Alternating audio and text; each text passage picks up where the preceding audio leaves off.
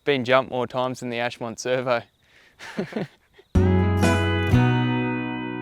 G'day guys, today we're on the farm. We're going to take a look at all the different freestyle ramps here. There's a lot of them, they all serve a different purpose, so let's get into it. This big guy here is the Moonbooter, developed by Travis Pastrana in 2015.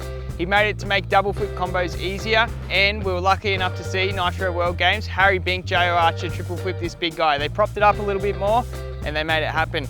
This ramp's super steep. It's got a pretty tight radius, comes in here and then it flattens off at the end. It's actually got a 900mm of flat section at the top, and that helps you when you're pulling to flip. If it's a tight radius the whole time, your wheel will kind of suck in and it makes it really easy to pull early and not get a good spin. But with the flat bit on this guy, it helps your rear wheel release and ride through, and you get the thing spinning really fast early in the jump. So this guy here is the American Freeride ramp. This is the first design ramp in freestyle motocross. This one actually came the whole way from California in a shipping container. It was part of an axle accidentally got shipped here, and I was lucky enough to get my hands on it. It's an elliptical radius, meaning that it comes in flat, then it's got a belly, then it goes out flat again. The reason it's like this is because when they first built these ramps, they didn't actually roll the metal in a radius and then weld it in. They just built the right angle part of the frame and then pulled it in and welded it down.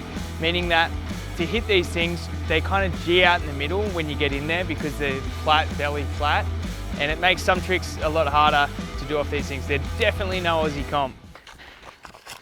Off. This engineering marvel behind me is the Aussie Comp ramp. Pretty much the same as the American Freeride, same height, same length. It's got a consistent radius though, so it makes it much smoother and easier to jump. Pretty much the worldwide standard for a comp ramp now. I built this thing when I was 12 years old. It's currently 19. And it's had more jumps than the local town bike, I reckon.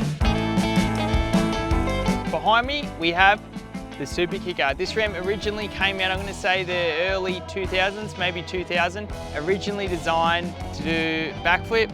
They couldn't flip a comp ramp, wasn't steep enough back then. They didn't know the technique and everything. This helped them get the first flip out of the way, but nowadays it's still in contest to do double flips. It's not the easiest ramp to double flip. You have to pull at a perfect time and really hard to make the thing rotate around, but it works. I think eventually we'll see this guy phased out. So this guy here is the Next Gen ramp. It's 1/2 meter tighter radius than the comp ramp, and it just continues to go up for about another meter taller, 1/2 meter longer.